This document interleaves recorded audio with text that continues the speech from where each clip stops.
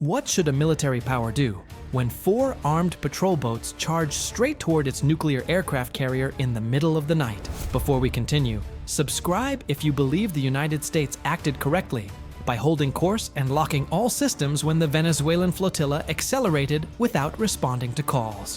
What you're about to see was not a routine encounter. It was an intelligence failure, a reckless show of force, or a political move that nearly triggered an international crisis. Stay until the end and decide for yourself: legitimate defense or dangerous provocation. 4:36 a.m. local time. A squadron of Venezuelan Navy patrol boats departed under strict radio silence. 4 vessels, each equipped with 12.7mm heavy machine guns and aging yet usable Soviet 73mm launchers. Their orders were clear: intercept the U.S. ship that, according to their reports, was about to enter waters claimed by the Bolivarian government. What they didn't know was that their intelligence was already outdated and dangerously wrong.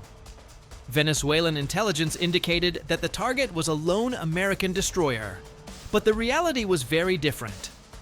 What was moving through the central Caribbean was not an isolated ship, but the USS Dwight D. Eisenhower, a 100,000-ton aircraft carrier escorted by an entire strike group, a floating giant with nearly 70 aircraft and 6 warships guarding it. At 5:21 a.m., radar operators aboard the Eisenhower detected the echoes: small, fast, with trajectories that did not match any commercial pattern. Bridge, combat, 4 contacts closing, 27 miles, reported an operator. Copy. Light them up, the carrier's captain replied. Within seconds, the destroyers USS Gravely and USS Mason altered course, forming a defensive wedge ahead of the massive carrier. Turrets, sensors, and automated defense systems went into standby. No one on deck had any doubt. This could go very wrong. Meanwhile, the Venezuelan lead boat, NA-23, pushed past 40 knots. Its commander believed they were about to reach a lone American destroyer. His radar technician didn't notice the enormous signature behind it, the massive echo of the aircraft carrier. At 5:48, the Venezuelan boats broke radio silence. "You are entering Bolivarian waters. Alter course immediately." The Eisenhower did not reply.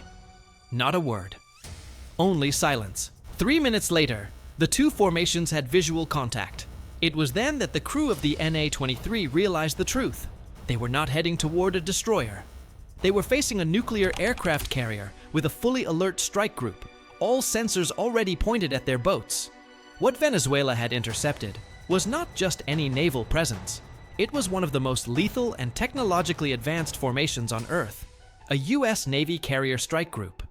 The Ike, as the Eisenhower is known, is an armored floating city. Beside it, the Arleigh Burke-class destroyers carried more than 90 vertical launch cells, capable of firing everything from Tomahawk cruise missiles to Sea Sparrow interceptors. On the outer ring, the cruiser USS Philippine Sea monitored a 250-mile radius. Above them, 2 MH-60R Seahawk helicopters scanned the surface with infrared sensors and active sonar. All the information flowed into the Eisenhower's Combat Direction Center, where radar, sonar, and satellite feeds fused into a single massive operational picture. When the Venezuelan boats appeared, every ship saw them at the exact same moment. The system tagged them as Skunk Alpha 1 through 4. The internal order was simple: maintain course, do not engage unless they fire first. For the Venezuelan crews, the lesson they were about to learn would be harsh. 5:52 a.m. Contact accelerating. "Course steady," reported the Gravely's radar operator. The combat center instantly tensed. 4 echoes were moving at full speed, not attempting evasive maneuvers. That wasn't smuggler behavior. It was a straight approach. The Gravely broadcast a warning on the International Maritime Channel. "Unidentified Venezuelan vessels. This is United States Navy warship. You are operating in international waters. Alter course immediately." No response. The Venezuelan boats split into a pincer pattern, something only done with training. On the Eisenhower's flight deck, the crew prepared another Seahawk for reconnaissance. Minutes later, the helicopter was capturing crystal clear images. 4 fast navy gray boats, flying Venezuelan flags, weapons mounted, At 6:01, the Venezuelan lead boat locked onto Echo 2, believing it was the isolated destroyer mentioned in their briefing. The plan: approach, fire warning bursts, record everything, and send the footage to state media to show resistance against the US, but their intel was 2 days old. Echo 2 was not alone. It was the USS Dwight D. Eisenhower. The commander of the NA-23 saw a massive silhouette rising on the horizon. It didn't match a destroyer. It was far too big. Zooming in on the radar confirmed the truth. They were staring at an aircraft carrier. At that moment, the US strike group was already on full alert. Gravely, and Mason shifted to block the approach. The Seahawk dropped altitude. The Venezuelans, pressing ahead with their demonstration, fired 2 bursts into the water. Not at the ships, just for show. But for a carrier on alert, a muzzle flash is never just a display. The Gravely immediately locked them with fire control radar. Inside the Venezuelan boats, alarms began screaming. Missile lock tones the crews had never heard before. In less than a minute, they understood. They had just aimed weapons toward a nuclear carrier group. The Venezuelan commander shouted over the radio, cease approach, disengage." But the situation had already escalated. 6:03, the Eisenhower's combat center shifted to Condition 1, full authorization for defensive weapons. The destroyers activated systems, 5-inch cannons, CIWS spinning at thousands of rounds per minute, missile launchers armed. One wrong move, and the Caribbean would ignite. The Seahawk dropped to 200 feet.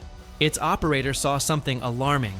The Venezuelan fire control radar had locked onto the Gravely. That was the final trigger. For a full minute, no one breathed. The boats slowed. Then one accelerated again, heading straight for the Gravely's bow. The US ship's armed countermeasures, flares, and laser designators. The Gravely's captain knew the truth. 4 patrol boats against 2 destroyers, and a carrier isn't a battle. It's a suicide attempt. At 6:06, the Seahawk reported the boats were turning away one by one. The tension eased slowly, but weapons stayed hot. 6:07. Without explanation, boat number 23 swung back toward the carrier's southern flank. To the US crews, it looked like an attack run. The formation shifted defensively. The Mason positioned itself between the carrier and the contact. At 1.5 miles, the situation was critical. One mistake would mean an international incident. The Mason fired green flares, direct naval signal to turn away. No reaction. Then the Venezuelan gunner made the worst possible move. He racked the charging handle of his deck gun. That metallic sound, captured by the Seahawk's microphone, nearly triggered everything. At 900 yards, the Gravely was milliseconds from opening fire. Then the boat suddenly veered hard to port, throwing up white spray. The formation collapsed.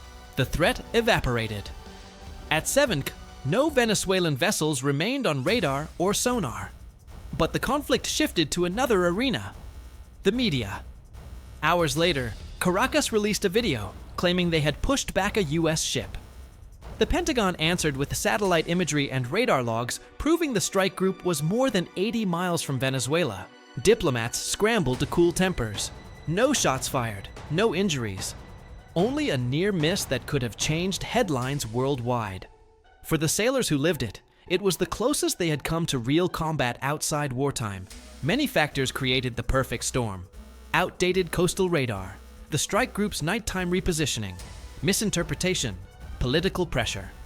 At sea, a misread echo or a confused transmission can turn into tragedy. Official reports called it a routine encounter. Those who were there called it something else, a step from the edge. And so ended a dawn that could have written a dark chapter in modern naval history. A misjudged maneuver, a misinterpreted radar return, or a commander under pressure. Any of them could have pushed 2 nations to a single shot away from crisis. But now the question is yours.